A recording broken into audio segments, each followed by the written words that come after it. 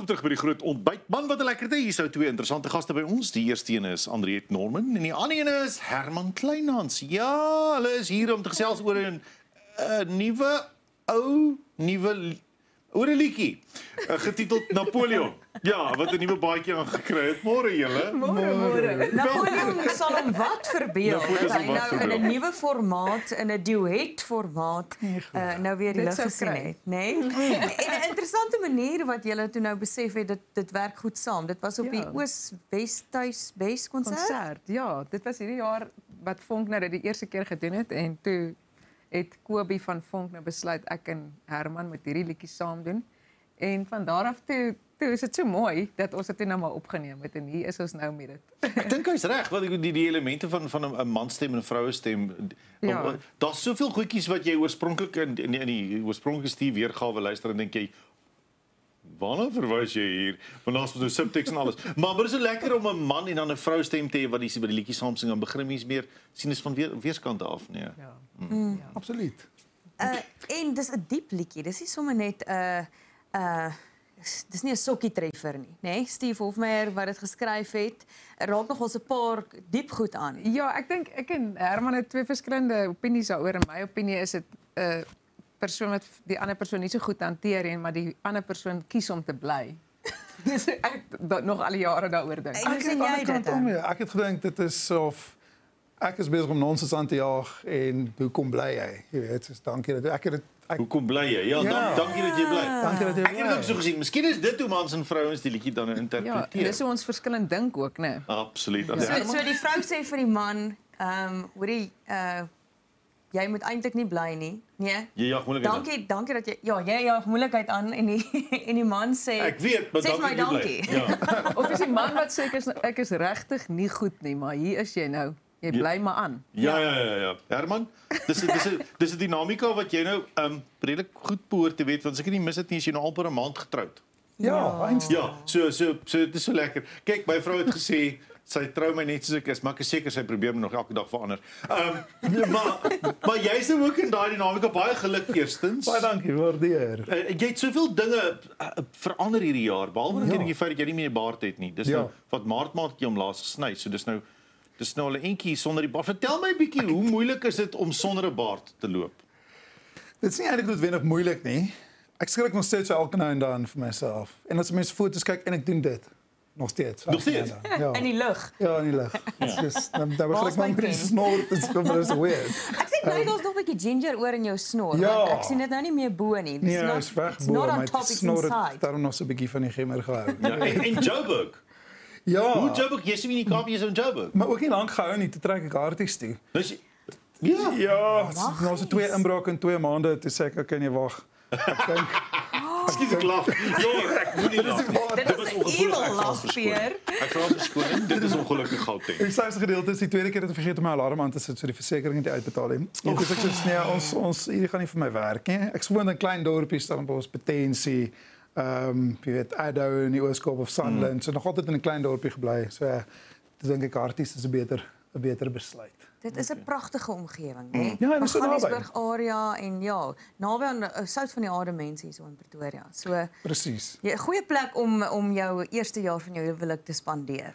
Of ek moes net van die begin af Pretoria toe getrek het. Maar ja, ongeag definitief 'n goeie plek. Ja. Andriette, en jy, hoe gaan dit met die gesin? Dit gaan baie goed. Goeie fase van jou lewe waarin jy is. Jy lyk fantasties, Dankie, né? baie Ek sien jy fokus ook baie op gut health en dinge en so.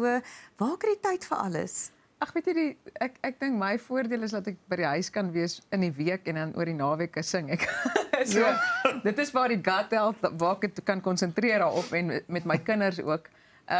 Maar ja, ek is nog maar daar in die Kaap en die kinders beklei so partykeer so erg dat hulle eintlik 'n kas se deur uitbeklei, maar dit gaan goed. Wow. Dis hoe kinders beklei dit is gesond. Ja, nee, Alles ten gesond minste is raak.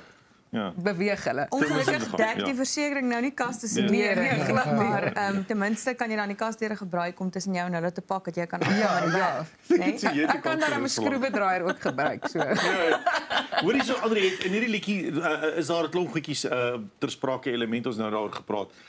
Daar's die konsep van iemand wat bly, wat vasbyt, wat alles gee. Daar's die konsep van iemand wat wat ek wil nie sê 'n bosluis is nie, maar wat so 'n bietjie meer trek van die lewe is wat nodig is. Dink jy mense deesdae hou nie meer vas nie? Mense hou nie meer uit nie. Is dit 'n tyd waar dinge te maklik, waar mense te maklik sê ek gee op en ek loop weg? Hoe voel julle daaroor? Is dit loop mense makliker weg deesdae? So. Of dit voel vir my so, dit voel vir my definitief so en ek dink daar's baie meer geleenthede vir mense om te gaan. En ek voel in die ouer tyd miskien het die vrouens nog by die huis gebly en die man het gewerk en dan was dit daai ding van jy sorg vir hierdie gesin en ons almal is onder jou en die man is die koning van die huis. My ouma het altyd gesê moet jou man die koning van die huis hou. Jy moet die kroon op die man se kop hou.